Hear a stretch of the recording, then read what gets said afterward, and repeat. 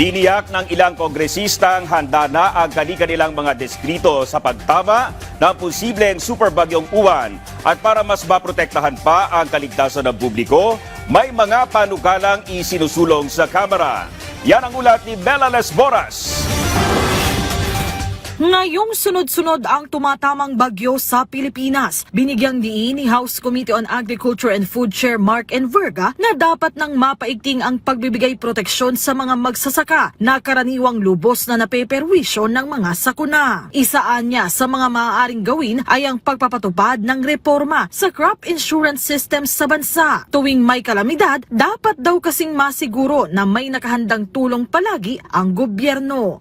We have bills na meron nga yung tinatawag na weather-based index crop insurance. So for example, yon napakahalaga nun na medyo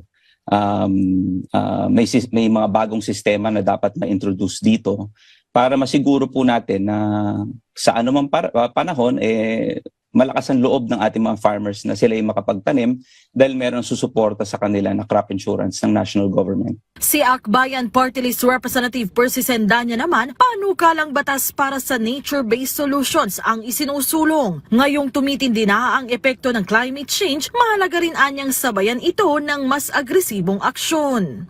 Sa pagbalik na Kongreso, ipafile na natin yung nature-based solutions. Paano natin mamamanage ang impact ng climate change at paano natin matitiyak na ligtas ang ating mga kababayan. Kasabay nito, pinapanawagan natin on top of nature-based solutions sa lalong madaling panahon, dapat magkaroon na tayo ng isang Land Use Act sa Pilipinas. At kasabay niyan, ipasa na rin sa lalong madaling panahon yung final natin na Alternative Minerals Management Bill.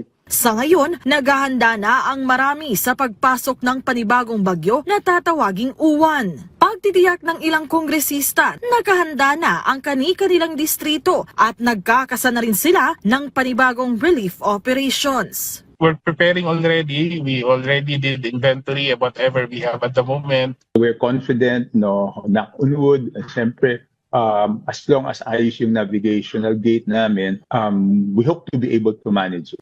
Sa Lunes, nakatakda ng magbalik sesyon ang Kongreso at dito sa Kamara, inaasang isa sa mga bibigyang prioridad ng mga mambabatas ay ang mga panukala ukol sa pagtugon sa climate change. Mela Lesmoras para sa Pambansang TV sa Bagong Pilipinas.